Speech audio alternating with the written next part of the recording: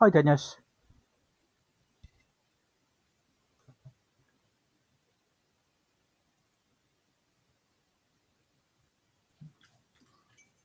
Okay, I'm present. Oh, I seem to be spending all my time these days in Zoom meetings. so many of us are. Welcome to virtual conventions. I was just in one yesterday for a convention that had to cancel because COVID. Oh, which convention? Heliosphere, which is supposed to be taking place first weekend in April 2021. We were supposed to be doing it in 2020 and we had to cancel because COVID. Well, we have to cancel again for same reasons. The chair was talking about possibly doing a smaller scale event seated outside and such like, and I said, no, that's a bad idea. Among other things, the nature of the convention is we have a rather substantial food and beverage commitment. And I think we would lose money because we wouldn't be able to cover the F&B costs, let alone anything else. So the trick is talking to the hotel. What I want to do, and I don't see any reason why they shouldn't do it, is I also do hotel for PhilCon. PhilCon had to cancel in November for 2020, but one of our folks talked, it was a little challenging because I'm normally the hotel liaison, but the Crown Meetings director that I normally deal with, who was also because of a reorg, our sales manager is on furlough. Hey, no meetings, nothing to do. One of our other folks found somebody who was still on duty in sales and made a suggestion, and she kicked it upstairs and got it approved. 2020 was the third year in a 3-year contract. They simply changed the dates to 2021. Same time, same everything else, just changed the dates. 2020 just went away without penalty. Nice. It worked out very well. We had a virtual PhilCon with about, I think 400 attendees, and it more than made its GoFundMe campaign to cover its expenses. We'll see what happens in 2021. I think we will be at the beginning point of where we might be able to do something in person again, but I think we're going to have to continue to have a virtual component as well. Yeah, first PhilCon I was able to attend. I just attended a few panels and kicked in a few bucks. So everybody is still trying to find their way in the new normal.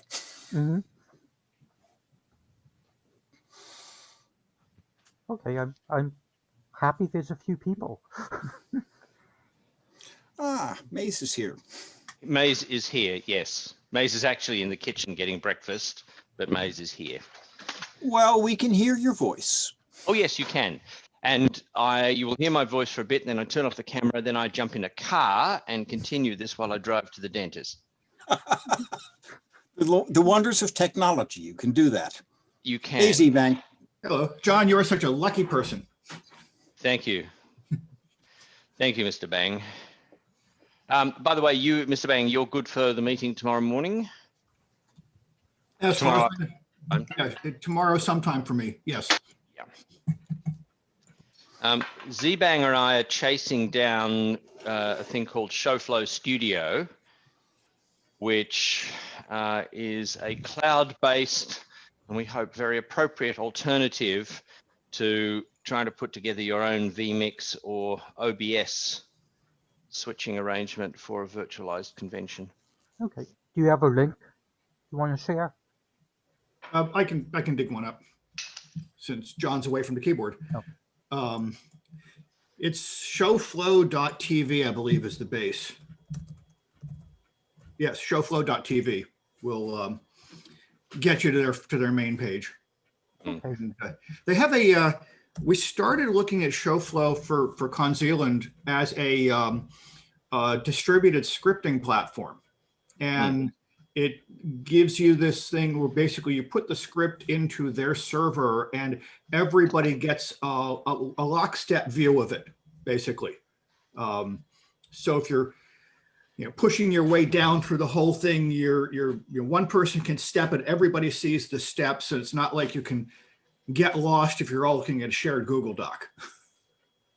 That's like perfect for religious services too. Yeah, it's It's perfect for a whole lot of things. It's actually designed for live events, and works very well for that. But the two problems that it solves, one is, as Z-Bank says, as everybody, as the show caller says, we are here on this line, everybody sees exactly where they are. You're just looking at the screen, bang, you know where you are. But it also means that as scripts are in development, you only have one copy of the script, and as soon as a change is made, it's replicated to everybody. And that's just magic. Yeah, the downside of it is the cost, which it has.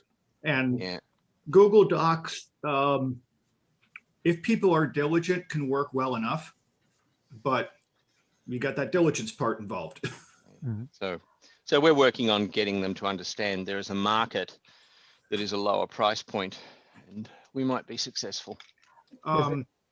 Does it kick off music cues? Do triggers.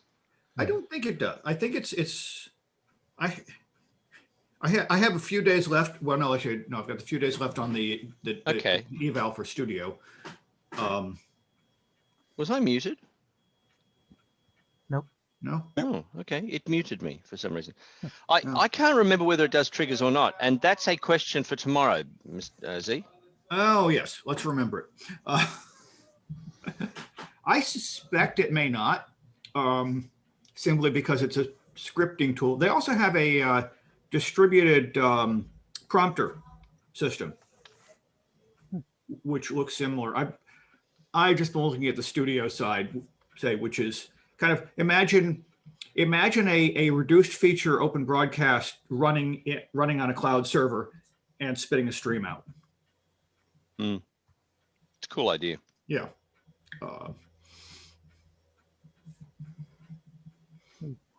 Yeah, and Maze, that's one of my evening things is going to be poking at studio because I haven't had a chance yet.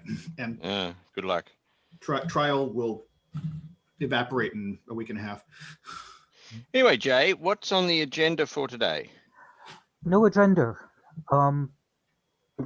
Just things like this, sharing information, and love to hear your ideas, what excellent. you like from the site, what to change, what's working or not. Okay.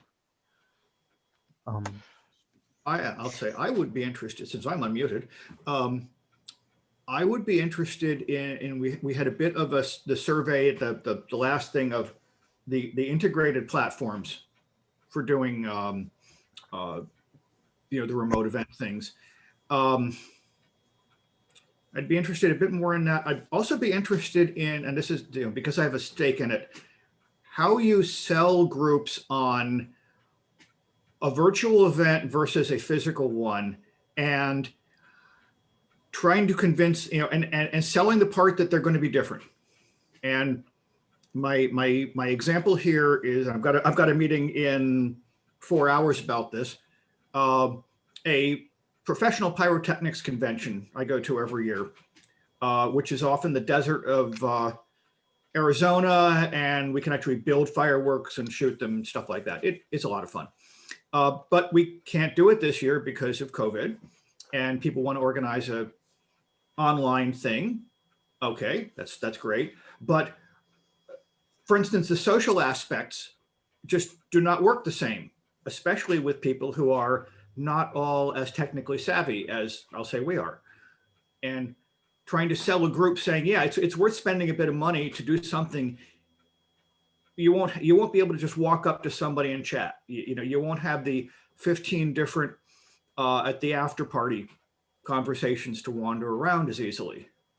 But then you can do let's take a tour of Mayfield's manufacturing facility live, which you can't do at the in-person thing. So I'd be interested in ideas on that.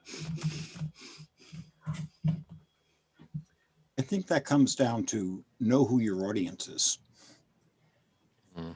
And to be able to understand how to sell them. One of the issues that I see, especially when we're talking about moving to a hybrid virtual model, is that with an in-person convention that I've been working on for decades, I know the people who were on the con committee personally. I can sit down in the same room with them. When you get a distributed virtual convention, you don't have that level of knowledge. And then you have the issue is, okay, who are these people? How do they think? What are their goals? What do I need to do to sell them on my idea? Mm. Because I need to get the buy-in. The corollary is how do you convince them that you can do something that's good, but it's going to be different? And if they're all expecting, as we've seen a few times already, if they're expecting that the live event, you're just going to pick it up and put it online. It's like, you better start buying the brand name crack at that point. It's not going to happen. Also, because a lot of the stuff where you're putting it online, there's a difference between one-to-many where you're broadcasting to an audience and many-to-many where you're trying to get interactivity with the audience. Mm. Platforms and methods of operating, and some panel moderators are not comfortable with, some are not comfortable taking questions from the audience except in very structured fashion, and some desire it. They want somebody to jump up out of their seats and shout out a question anytime. Actually, that's a good topic for us to deal with. Like there are a number of things that this group could do, which would be providing leadership. And there's a perfect example of a topic to explore, because it's a meta topic, which is how do you best manage a virtual audience and how do you handle questions? Like architectures, general handling, that sort of stuff. I don't think we need to teach people how to use Zoom. We might need to teach people how to use Zoom more appropriately. Or what's a better Zoom? The nice thing about Zoom is simply that because of COVID-19 and work from home, a whole lot of people were required to use it because that was the technology of choice for their company. So at least in that sense, attendees who are told, okay, we're using Zoom for programming will have some level of clue. Yep. When you get to the social side, like, what's a Discord? Actually, Jay asked me if I wanted to do it. Sorry, I'm trying to get to the bottom of a whole heap of crap before I have to reorganize all my technology and run out of the house. Jay asked me if I'd like to do a report, and I said, oh, there's a couple of things, but I'm not going to have time because we're actually about to pack up the house and fly into state for 3 weeks now that we can. The one thing that did happen to me following our last meeting was I then attended a 3-day virtualized conference, which used Cvent to do the scheduling, and which was, from a technical point of view, a complete disaster. From a content point of view, it was a tour de force. It was fabulous. And I was attending as an attendee. From a technical point of view, so many things went wrong, and I don't know why some of those things went wrong. But it was a mix of the live plus Q&A and pre-recorded plus Q&A variety. And what I did observe is that a room that might have had 150 people in it if it had been a live convention topped out at about 60. And I don't know whether that was because they had technical problem after technical problem, or because they hadn't thought about how to manage the process and the president was trying to do everything herself, including manage all the technology. Oof. Or because people looked at this and went, oh, it's a virtual conference, I'm not so interested anymore. But that certainly changes what you do. It changes the price point, and it changes your ability to attract people as presenters.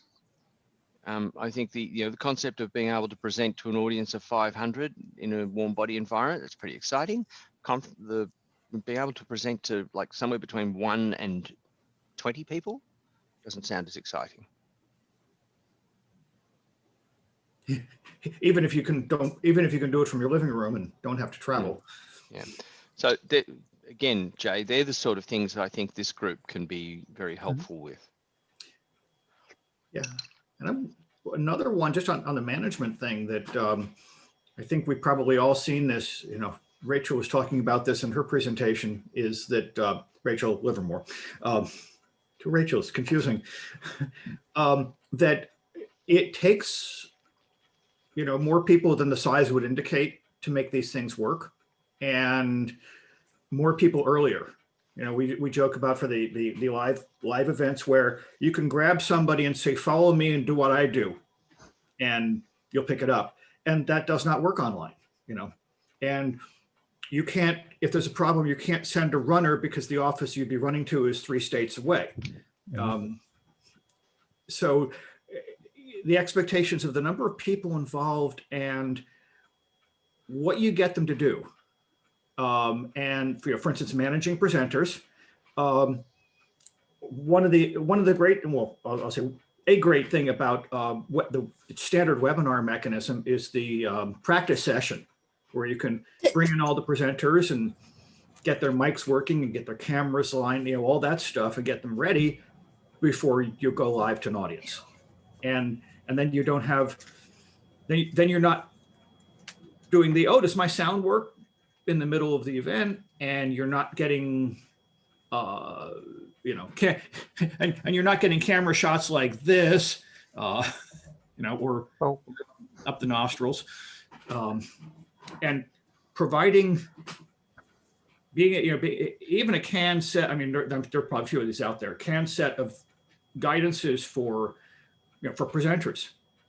Here's how to make yourself look good, because people can get away with a lot in person. They can shuffle papers, they can look for something, they can drop something on the floor. But if you're doing it online, you'd better have all your slides in the right order, ready to go. At the Mars Society, I had a presenter queued up. Mike was working fine 15 minutes before his talk. And he said, okay, everything's good. I'm just going to hop into this other session to check it out. Came back, his mic wasn't working. Was troubleshooting for like 5 minutes. And he hadn't done anything. He finally figured he had switched mics and got to switch it back. But yeah, Murphy. Don't F, if it's working, don't F with it. That's one thing that tripped us up too. I know we were doing a conference with, it was in the 3D Con, and we had 10 speakers. I think they were 16 minutes each. But we did, when we had them share, we would ask them, we would confirm that we could see them, that we could hear them, and that we could see their presentation. Because invariably, it could be a number of things. Sometimes you could see them and hear them, but their share didn't work for whatever reason, and it's hard to cut in and just, like the technical person has to say, all right, stop, sorry, you sound great, but go back, let's redo this again. This is why I think we really need a tool that's a floating window for all of the presenters that the tech guy could send messages to, something outside of Zoom, outside of everything, just something robust and simple. At least a back channel, and maybe 2. Yeah.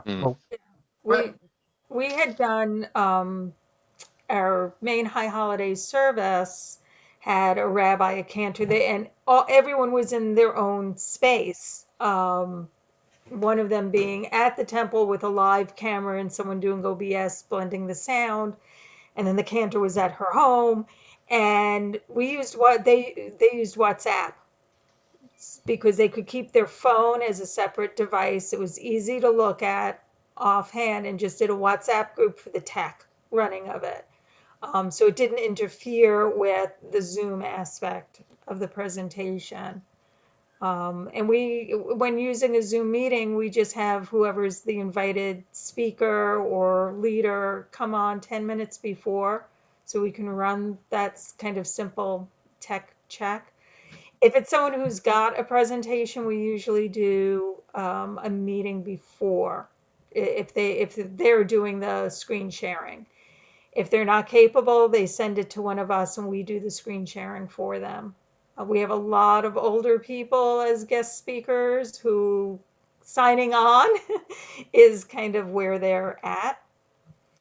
We did have one person who's done quite a bit as a speaker and host, an older woman who thankfully put her mic on mute. We had two people spotlighted her and the other person that was speaking during the presentation. And while he was speaking, she got up with her iPad and moved throughout the house. We figured maybe there was some noise or family.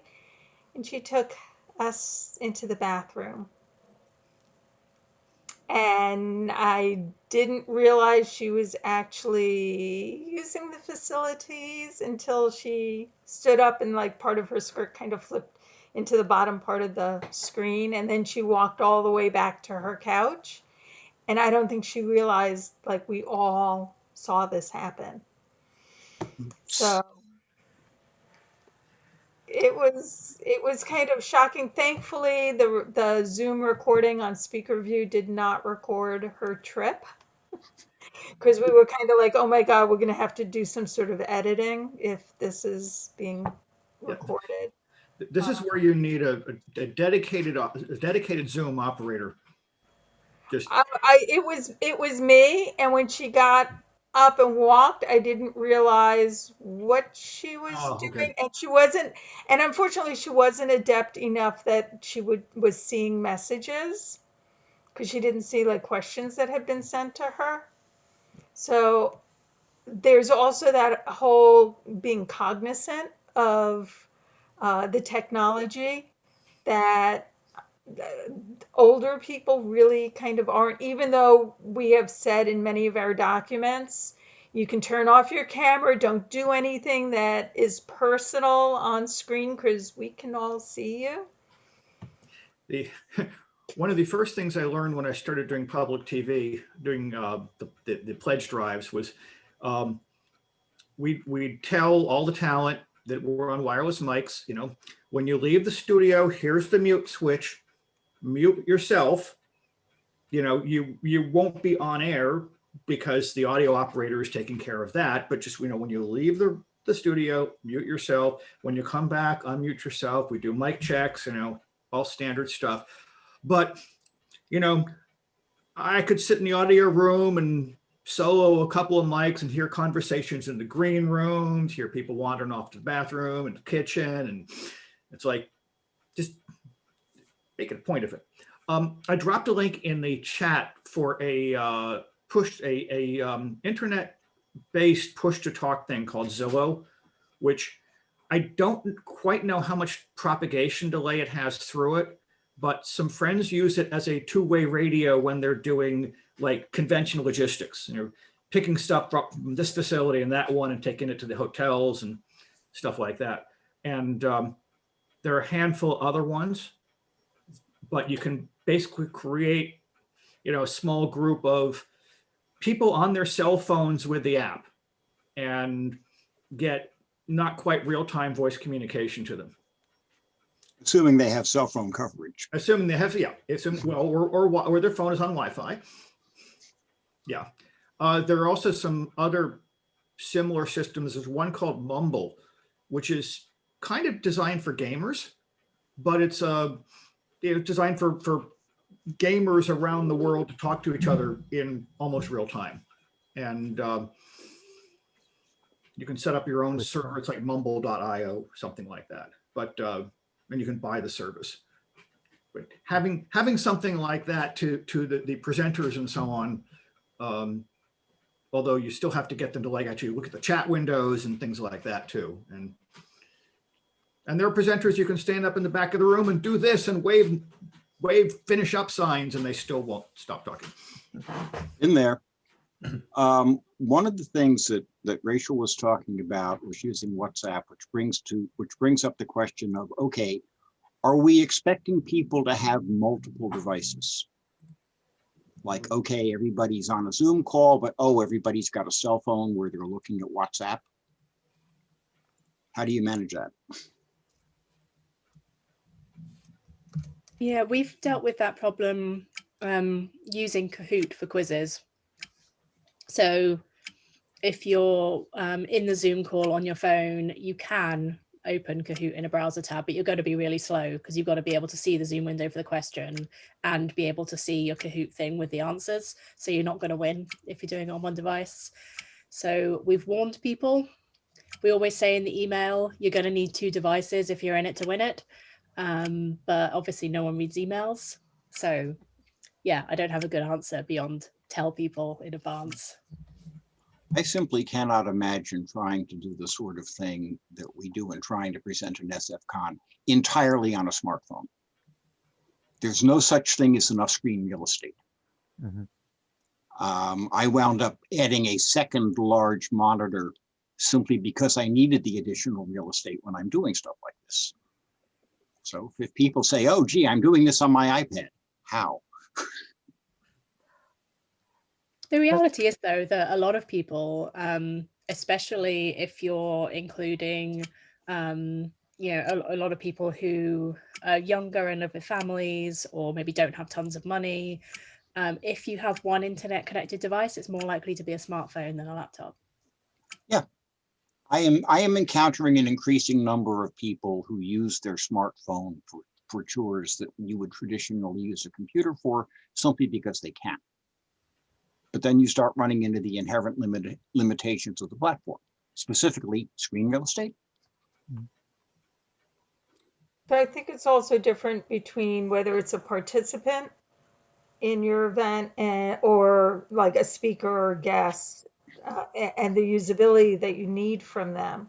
Our use of WhatsApp was for the people who were presenting and teching so that Okay. they could talk as a small group if there's like immediate questions or alerts that needed to be just within those people.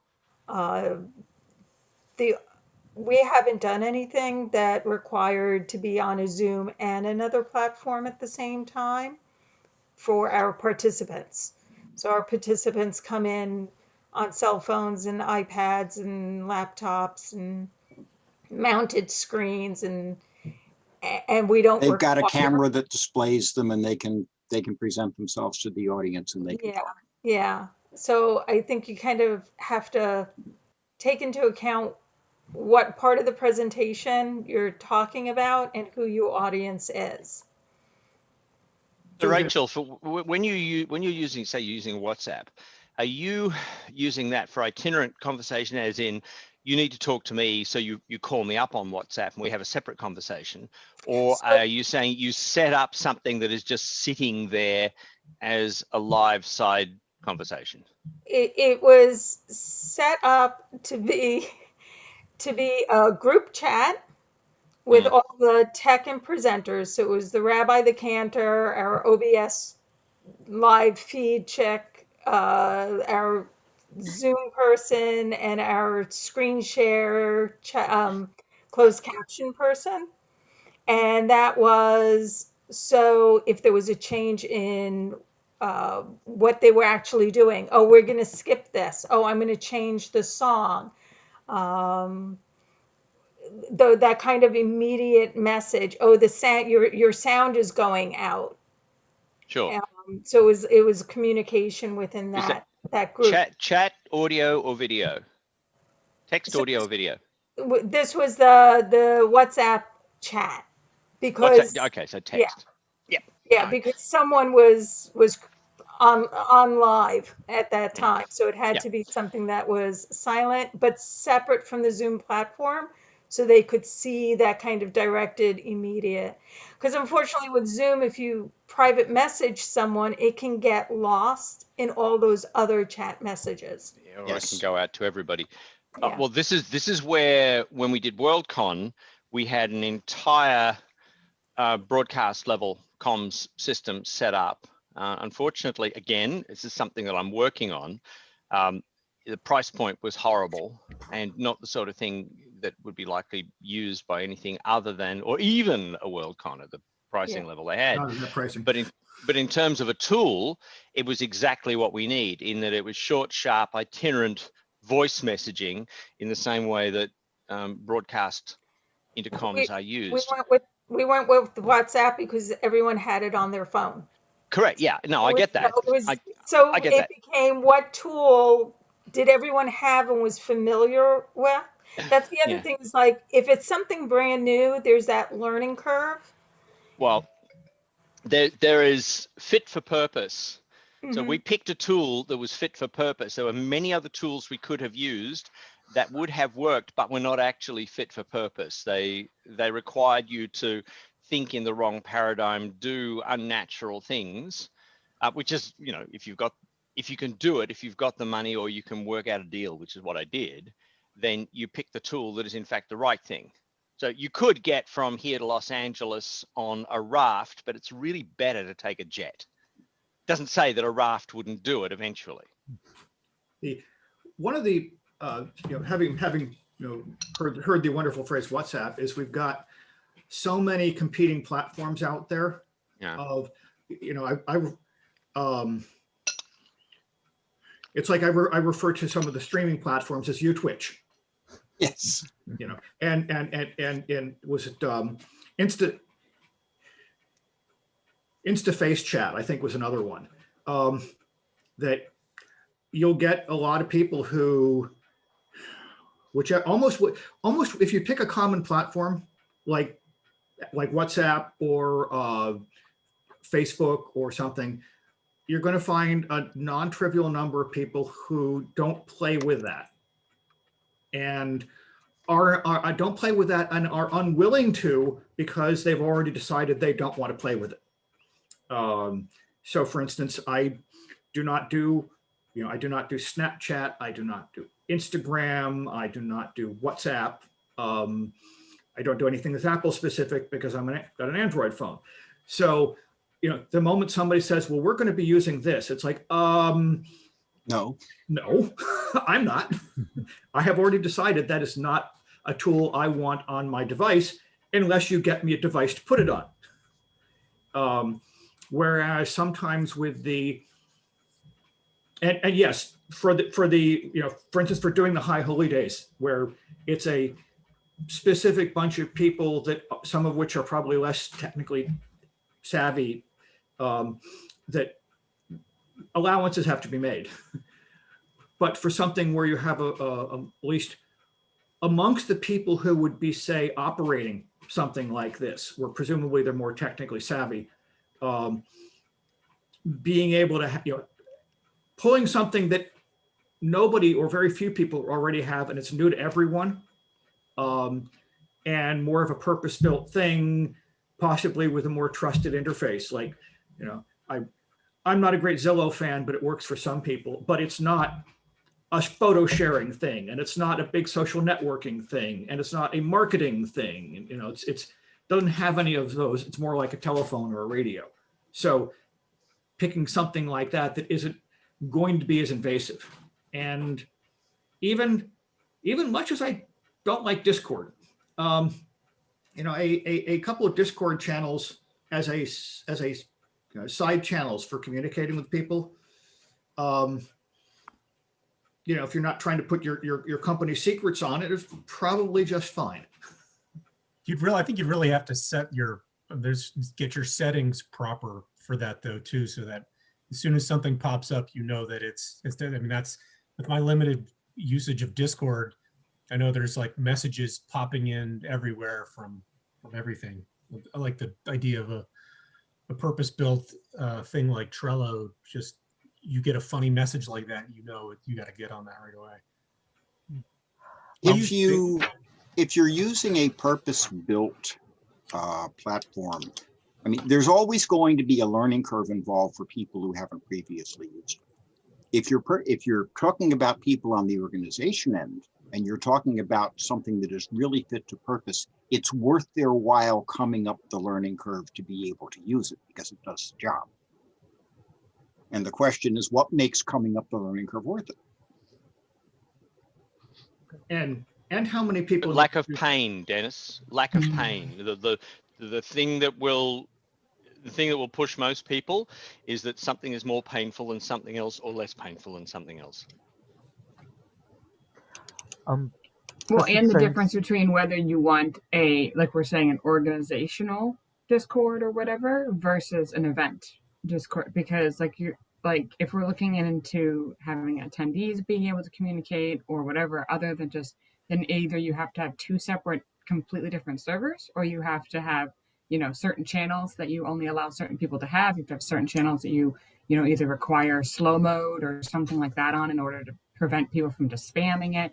And then you have to get into worries about if people are fighting or having issues or whatever, or not abiding by guidelines that hopefully you set up and pasted somewhere in the first place. And so it's a big liability issue for the event to have something like that that's more open. And so I guess that's one of the things that I've wanted to think about from going to these meetings, because we have not traditionally had an online really presence. And so how do we flip-flop ourselves into that online presence and not immediately let it fall apart underneath us?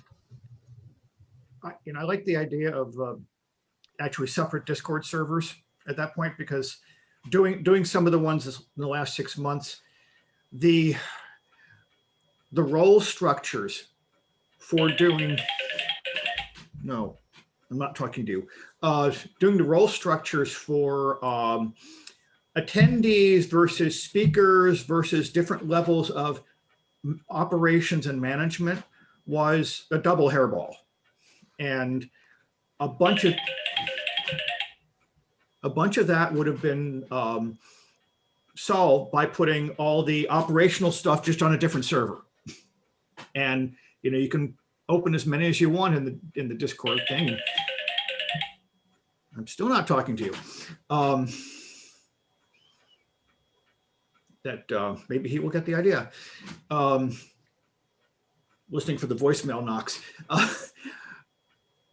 But being able to separate them, Discord works for some things, but as somebody who was working with it over the summer said, it's the best of a bad platform. That it does the job. It's complex. To make it play, it does not play well with anything else like external authorization systems. Just it's not there. But a lot of younger people are familiar with it. Which brings up one of the problems that I think we're all dealing with, because, okay, there are one size fits all event management packages that do everything from registering the attendees, presenting the program, to da-da-da-da-da. And they're all aimed at corporations, and they all cost a lot of money, and no SFCon, for example, that I'm aware of, can afford them. We have to build from parts. And then the question becomes, how do you glue the parts together? And how do you provide the maximum amount of integration? Which is why I'm doing this.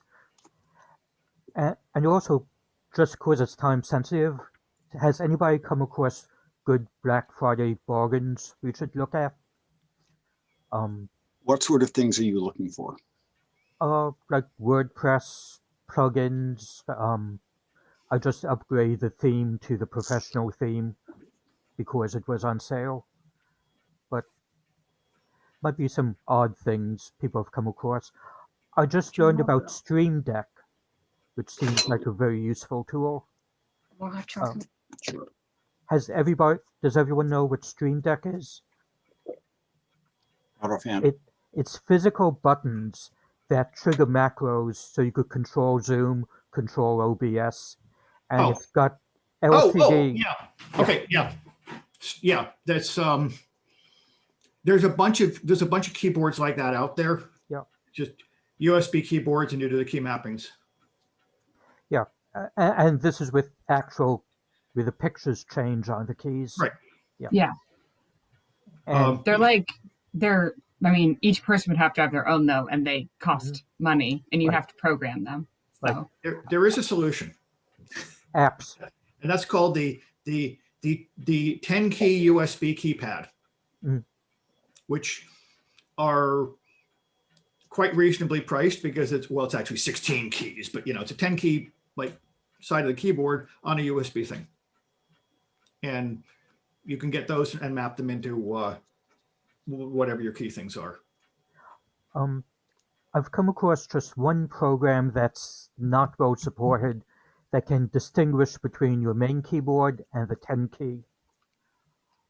Do you know of any program specific for that? Sorry, to do what? Well, if you remap the number 1 key on the 10 key keyboard, Mhm. how does the computer know if you're pressing that 10 key or if you're pressing the 1 on your normal keyboard? It should be sending a different scan code.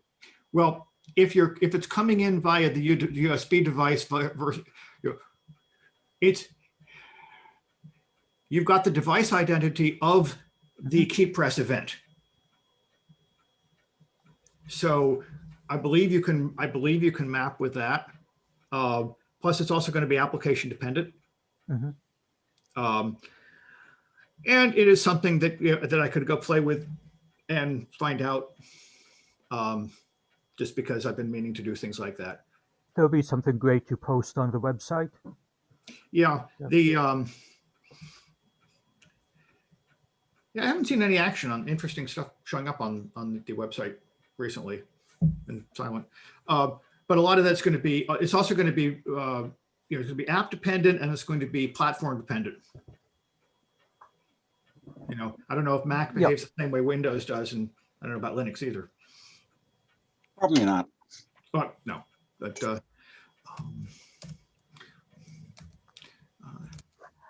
Yeah, I know, Jay, I know somebody who has set one up. I forget what brand he's using, but like John in the NYSA uses one of those switchers. So maybe we can get him to do a quick demo of it sometime as how he uses it with Zoom. I'll talk to him. I have a friend who uses like a Stream Deck and stuff like that. If you're interested specifically in that technology, who I'm sure he does talks all the time, so I'm sure he'd be happy to give a talk about any of that kind of stuff. if you really want to go overboard, there are a couple companies that make what are the equivalent of production video switcher control surfaces with a USB interface for things like vMix and OBS. Yeah. Complete Well, with the fader T-bar. we could go all the way to NewTek TriCaster, but Well, yeah. you can use it to drive the TriCaster too. Yeah. You can also, somebody has a, I think they sell an Arduino-based box that goes between the old Grass Valley 110 control head and a TriCaster or a Blackmagic ATEM or I think USB at this point also. But that's kind of getting off in the weeds. Yeah. Nice weeds, but.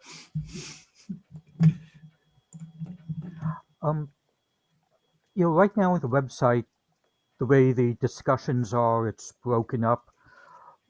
Would it make more sense to just use a mailing list? Well, I'm trying to think of what balance between making it frictionless to share stuff and to have it discoverable for somebody just new coming in and being able to see something on the web page. It's something to think about. I was just about to have a thought, and I was trying to run down the thing. I think if you're trying to get some discussions going, either a bog standard internet mailing list, like on Mailman, does quite well. Public archive, and people can find it. Yeah. Or a or one of the web forum things, not vBulletin. There are a couple other ones. The HPBB. Well, I was actually looking at one of the forums I read all the time. I was looking for which platform it was on. Are you talking about Mike Whatever's Electrical Swamp Forum? Yeah, Mike Holt. Yeah. Yeah. Yeah. But that kind of thing is a nice threading of discussion and places to dump things. But say just even a mailing list. Yeah, I got the groups.io, which seems to be really good. Groups.io does similar thing. Yeah. PhilCon transitioned from Yahoo Groups to Groups.io for its con mailing list. There are still issues in terms of getting everybody to understand and properly use the platform. Right.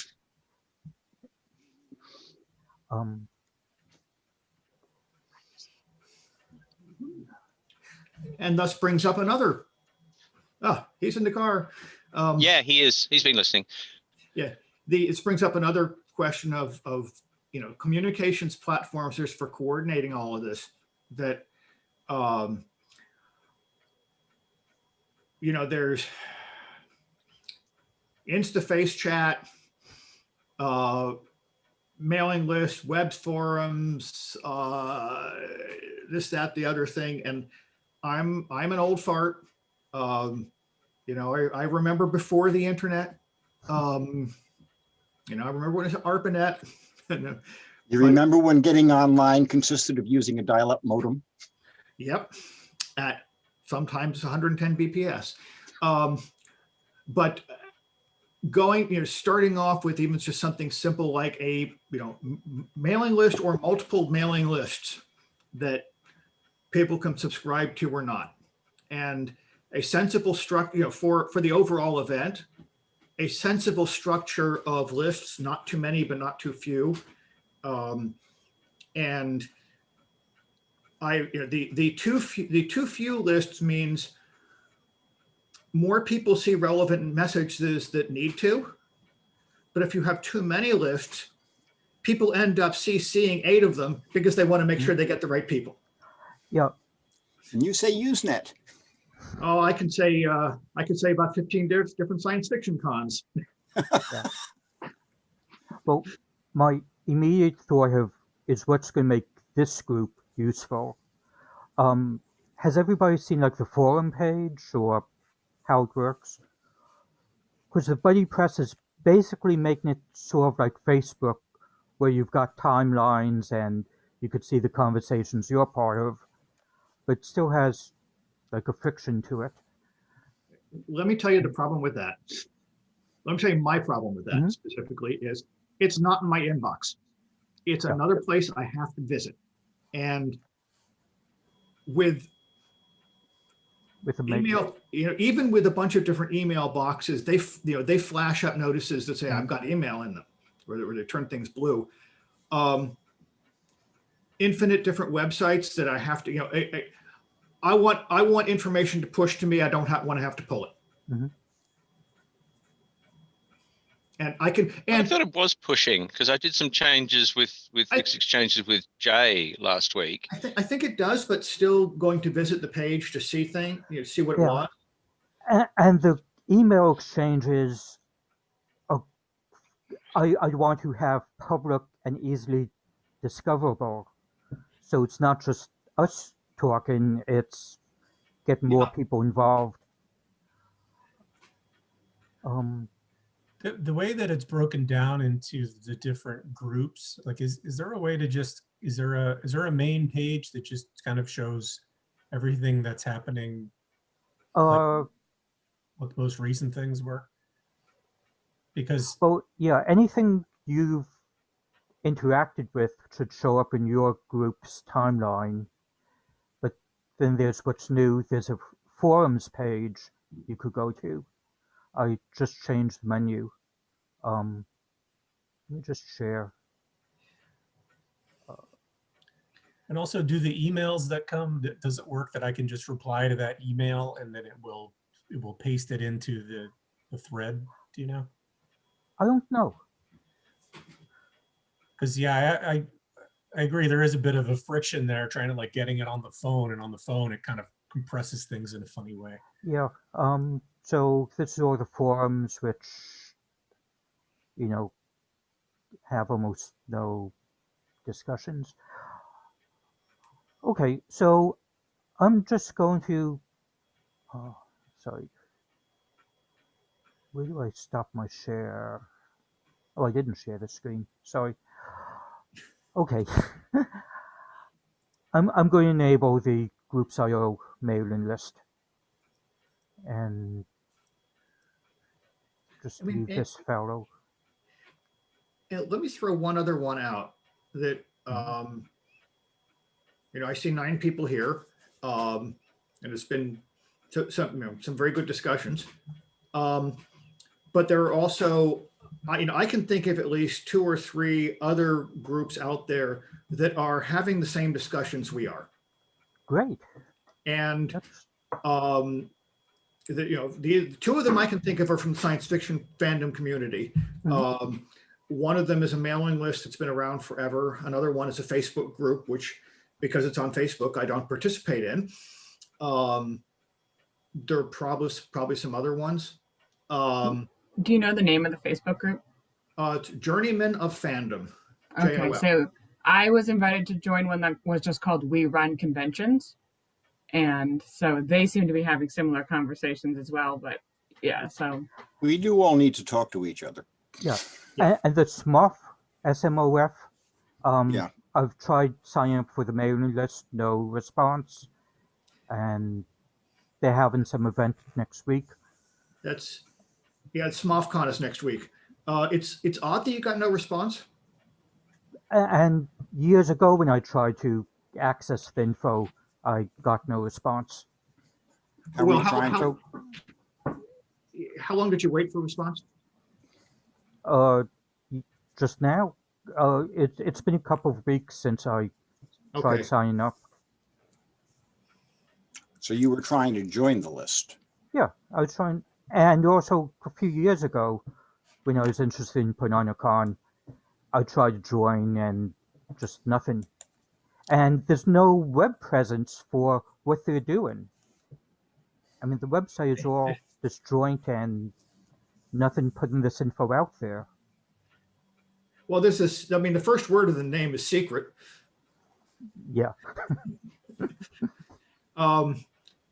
Usually Sharon or Joel get on the subscribe request fairly quickly for SMOFs.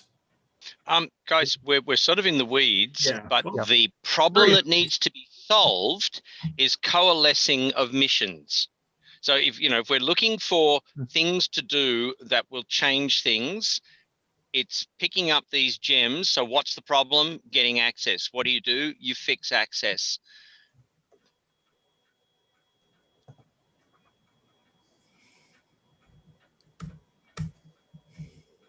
Yeah, that's why I was trying to make a website that's a community that anybody could join. So honestly, I actually prefer the way it is now because I'm hopeless at emails at the best of times. So if it's all in one place, it's more likely that I'll catch up on all of it when I'm looking. And it's also better for people who come in later because all the discussions are right there. But it does need a critical mass of people who are actually using it, right? I think that's the problem. That if people aren't using it and it's not active, then people don't check it and that just self-perpetuates. Yeah. And the groups IO, the discussions can really wander and it's not like separated into categories. The messiness of a mailing list. Well, a mailing list with some amount of discipline and somebody who's willing to say, we're off topic here. I'll say we're off topic, but we're not. This is on topic. There are a couple of mailing lists I'm on that are very emphatic about staying on topic, about things like trimming your posts and not including all kinds of extra, stuff. It's actually in the list fact for someone. Not posting is right out. So Right. what about this? What if we make the mailing list where a condition of joining is you give permission for anything you post to be turned into a web page? Well, if you have a list archive, you kind of have to do that. Well, yeah, but I'm saying to That's a actually really good idea, grab Jay. it and put it onto a web page, and this way it could be messy and then moderated, edited into something everybody can easily access. Yeah. Something like that would work. Yeah. Okay. I could offline provide a couple of examples of places that do things like this. Great. Or would you be comfortable just pasting the links in here, or? Yeah, I mean, I think the main one is having a couple of people who are willing and able to read the list every day and or often enough and say, stop it. I own and moderate a couple of low volume lists. You know, volume starts to become a problem if you've got a lot of people, but it absolutely has to be done. Yeah. And a good part of it is just setting a firm example going in. This is what this list is about. These are appropriate topics of conversation. If it wanders off that, take it to private mail. Mhm. And don't top post. What's Oh. that? What's top post? When you are in a mailing list and people do not intersperse their comments on things they are talking about, they simply put their lie up at the top, and then you'll have an almost infinitely That's right. long string that you have to dig through to find context. I have the quote here popping up in chat as we speak. Yes. Great. There's another one that where the answer at the top is and causes crabs.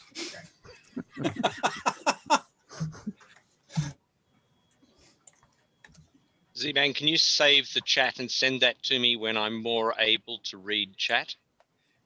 Sure.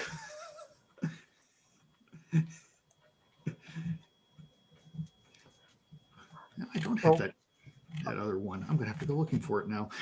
Yeah. So I'll just embed the recording on the page for this meeting, and I'll put the chat there too.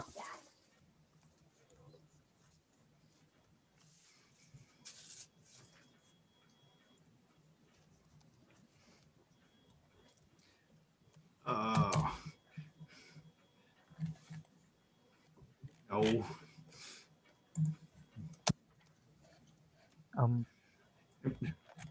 Trying to find something in Google, and of course, it wants to tell me everything, which is not what I asked. Done with that. Okay. Is anything coming up that we should be checking out, attending? Any cons doing something interesting, or? Virtual SMOFCon is next weekend. Yeah, anybody who's involved in science fiction fandom should probably be signing up for and attending that.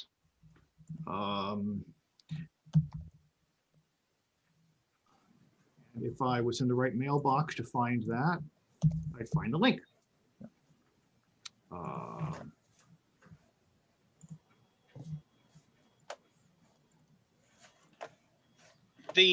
In my experience, the thing that differentiates one list from another is quality. I think this is where Dennis was going.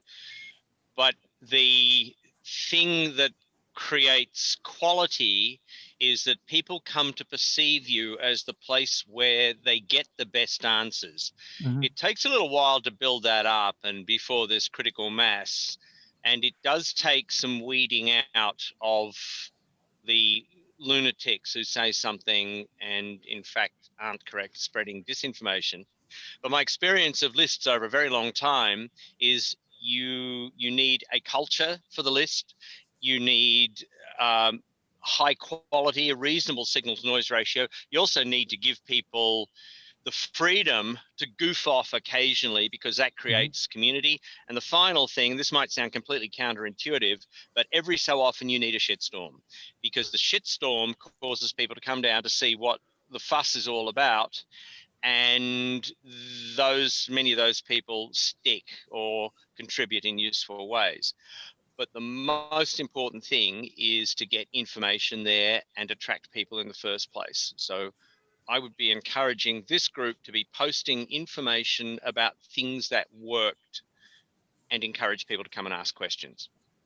One of my experiences over many years, going back to the days when going online and participating in forums consisted of calling up a BBS over a dial-up modem and responding there, is that one of the things that happens is it takes you a little bit, You need to sit back and you need to read the traffic for a bit.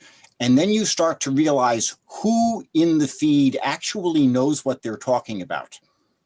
And because, oh, somebody will post a question and there will be half a dozen different answers, 5 of which will be wrong. So, you know, how do you just have to learn who actually has a clue and who you should talk to.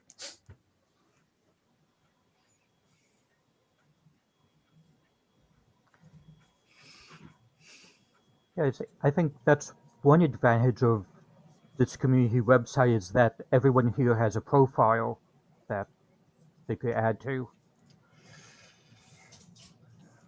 Assuming that people actually look at the profile. Yeah. I mean, then you get. Sorry. Go ahead. I was just going to say, on the topic of having like content to look at, have you posted individual talks? I haven't gotten to Choppy up yet. Yeah. Definitely. It might be useful maybe to have references that people can go and look up. And yeah, it's going to be added to the page, like the Mars Society page. It's just been a matter of time. I can tell you how well some people look at profiles that were asked on one one system to make sure our location information was correct. And my location says it's like approximately 5,430 some miles from Earl's Court, which is in fact Great Circle distance, correct within a couple miles, and absolutely useless.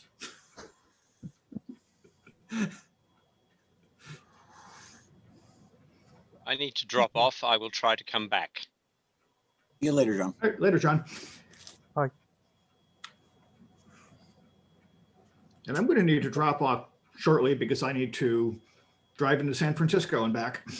Drive into San Francisco, pick up some things, come back, talk to a guy about roles for a virtual convention before the 5 o'clock call on it. This is the pyrotechnics one. And they've been holding it in person for 30 years. And they, you know, everything is dialed in for that. And talking to people about how, you know, you're going to have to think about, well, we know in person how to punt somebody off the site. We know why to punt somebody off the site. We've got all of that. All right, we're online. How do you punt somebody off the site? You know, do you have do you have some rules about it? You can't just stick a rocket up their butt and light the fuse. Right. And actually, that's a big one that a lot of people I think could contribute to is the policy decisions that go that follow from physical to virtual, of why and when and for how long would you remove somebody? Who has the authority to do it and who has the ability to do it, which ought to be separate people. Who, you know, how do your door guards work? If you have any, you know, some events go, you know, some events, some science fiction concept done it as a free attendance, and on your way out of the webinar, you pass through the gift shop or the donation page in that case. Or do you make it a paid event and have to control access that way? And Zoom provides, I haven't checked in the last month or two, it provides almost no mechanism for doing that unless you're doing webinars. And webinars are, you know, yeah, I mean, we've actually addressed a little bit of that. We have a separate system for our membership management and our financial, like they can pay their bills and make donations. So we have a sign up form when we've needed to do an event that requires some sort of money. So the sign up form, usually with a suggested donation amount, then the confirmation number has the Zoom meeting info. Whereas Zoom, you know, if it's just a meeting, their registration is more limited. So it definitely is something to think and try to work out that mechanism between how available you are, how do you collect the money and still keep the meeting information kind of proprietary. Um, and I think it has to depend with like how you're integrating with your membership database. Well, part of that is that, say, unless it's changed in the last couple of months, Zoom doesn't provide a good method for Only, controlling yeah, it. only for their webinars do they have a money collection. And well, yeah, webinars have a way of individual tokens, but meetings do not. And anybody could, moment somebody, yeah. Yeah, the last time I ran a meeting with required registration, it did seem to give a individual token. For a meeting? Okay. I think they just changed that. Yeah, I know, for instance, for the events that use Discord as their chat platform, there are a couple of groups of people who have some ways of linking Discord into an authorization server, but it's still a bit tenuous how it works. And if I'd say unless you've got a lot of technical chops behind things, then you don't have a connection, and you end up having having to put your membership information, pull it out of your purchasing sales system and dropping it into the chat system and potentially dropping it into Zoom, or having somebody trolling around through Zoom and saying, I don't recognize this name on here. Are they on my list? No, boot them out. Or, by the way, with Zoom, a couple of useful features that are hard to find. Okay, if you're using business Zoom as opposed to pro Zoom, you get a bunch of stuff with business Zoom along with the cost. But one of the things you get is there's a flag that they can set if you ask, which lets somebody join multiple meetings at once from the same machine. You have to, there's a couple things about it, but at one point I was, just as a test, I had 4 meetings showing up on one PC. Wow. And I was listening to all of them. There's another one. Go ahead. I was gonna say, there's another one that if you set it, it prevents attendees from renaming themselves. There's a handful of things like that. If you really get into Zoom and start using the business licensing of it. I was looking at how you might attend more than one Zoom meeting at a time and discovered that, yes, it was license dependent. Yeah, so. It's you join via URLs, but it's kind of, there's a handful of things like that. And there's a lot of differences between, there's actually a chart on Zoom's website of difference between free and pro and business. And don't bother with enterprise because A, it's a whole lot of money, and B, it doesn't get you a whole lot over business. Zibang, there's some value in this discussion in terms of alerting people, but in fact, if we're going to be doing the right job, what we should be doing is what Rachel Livermore did with her piece of analysis, which is exactly that, a piece of analysis where we can collect all of this information, do the comparison, have a quick chart somebody can look at, and then they can make an informed decision about where they go for what tool. For instance, I don't think we have done anything about coalescing all that information that we did when we were chasing down various video conferencing tools before we made decisions. No. It'd be great to post pages about that. Yeah, actually, yeah. There's a hint there, Jay, which is you're going to have to ride Zibang and me to get us to take time out of our schedules to do that. But the piece that Rachel did, which she presented at the last, like the kickoff meeting, that that stuff is gold, and that is Yep. what will improve the signal to noise ratio here, rather than a lot of the discussion I've heard, which is very quickly dropping into the weeds. That's why we need a good moderator. Mhm. Well, culture, whatever. Denise, it does sound like you're volunteering to do the next presentation. Is that what I'm hearing? Would it be useful if we do informal meetings like this, if someone's allocated to keep minutes, and then we can post them on the website and have like a "this is a useful information about Zoom" section? Well, I'm not volunteering, by the way. Good plan. yeah, I didn't stream this to YouTube, but it's genuine. I could upload it to YouTube and get the captions generated, so we have the transcript, which I'm going to do with the talk. I wouldn't actually put it up to YouTube, but if there was someone who was willing to maybe not take minutes, but take notes if somebody says, we should remember that. I'm not volunteering either. We need a good I bot don't for really that. want to volunteer, but I already do take notes. This is one of the biggest challenges of any effort and movement like this. It really does take massive amounts of commitment on behalf of somebody. I'm about to drop off again, by the way, because I've got an angry dentist, and you know how well that works. Talk to you later, John. Okay. I'll drop off when I finish parking. I've got to find somewhere to park yet.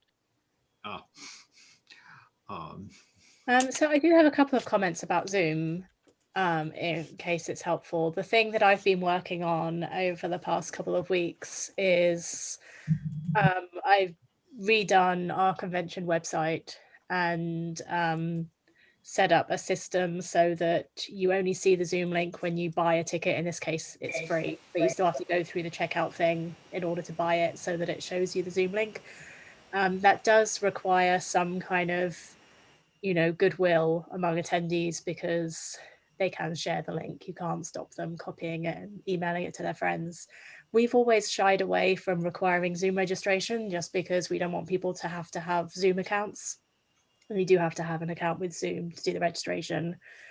And on the allowing participants to rename, I would be very, very wary of doing that in a fan convention thing, because most people have Zoom accounts for work and they might not want their legal names showing up at a convention. The issue I think you run into there is the same issue that I've been dealing with Discord, in that, okay, in Discord, what you see is the user's handle. And if you don't happen to know the user in person, you may not know who they are in real life. At PhilCon, for example, our tech director had to create a spreadsheet matching user's real name to handle, so he knew which tech he was talking to at any moment. So you have the fundamental question of, what do you consider the user's identity? You also have a very good thing that Rachel Livermore just tagged is Zoom accounts. Some people have, personal Zoom logins. Some people have corporate Zoom logins. There's nothing to stop anybody from having 2 or 3. And it's simply how they try to join. And you don't need a Zoom login at all to join a Zoom meeting. That actually depends on your security settings. So what we've done is part of our security moving forward, because of anti-Semitic Zoom bombings, is we require everyone to have a free Zoom account. You can do that. But there's a policy thing, not a technical thing. And technically, you don't need a Zoom account to join Zoom meetings. If the host has set it to accept non-registered accounts. Right. And there's another setting where you can have, if you're in the corporate environment, where you can restrict things to emails that are only on the corporate account. But again, those become policy things. Definitely, worth knowing about. And with the rename, that's the reason I put the Z-Bang on the front of it, is because. Yeah, it is. Yeah. That's how most I- people know me. But I've seen Yeah, I've seen also for conventions where thank you. people That's the one I've said, just paid for. put your member number on there. Thank you very much. Oh, good point. Yeah, we have a guy that I comes in. totally our agree meeting. that the renaming is policy. We've had it where we've had honors being given to the relatives of the family member that was hosting the event. And we've said we have to make sure whoever is coming, that the name in our notes matches the name on the screen so we can find them. We did have a Zoom bomber that renamed himself with a Jewish sounding name, so they were let in from the waiting room and then did their thing and got kicked out. But yeah, that whole restricting people being able to name themselves, then they can come in with their work name, they can come in with their registered name as iPhone, blah blah blah. And it definitely is kind of that policy thought that then needs to be put out there so people understand. Yeah. And some things are easy, like, explaining, well, if you have a verified Zoom account, we are pretty sure we know who you are and that you're part of our congregation, kind of thing. We do it so. Sorry, Zoom can I just jump in before I have to jump Yep. off? I won't show you the picture of dentist looking at me and ushering me into a room. What just occurred to me is that we should be having these informal meetings every little while, but what's coming out of this is the topic. And what we should be doing, I think, at these ones is saying, right, here's a topic to expound on. Make that a topic for a meeting like this topic. How do you manage people in and out? How do you, techniques, pros, cons, but go, yep, there's a topic, and then move on. Rather than try to cover it now, that way we can go and advise people and have a large number of people coming to one of these because they will have a purpose for attending. And with that, I need to run. Thank you. Okay, let's Very well. talk about it on the mailing list. I'm about to put up the page. So, but, yeah, good idea.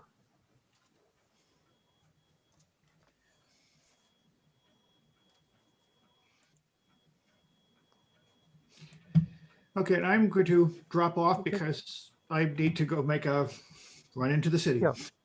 It's been over an hour. You guys want to call a day and chat on the list? That works for me. Yeah. This Okay. has been Yeah, very because worthwhile. that We was need to mailing do it list. again. Okay. And I'll add the mailing list page to the menu. It'll be up in a minute. Thank you. Okay, great. Thanks all. Really well. Thanks. Bye. Thank you. It's always Bye. interesting.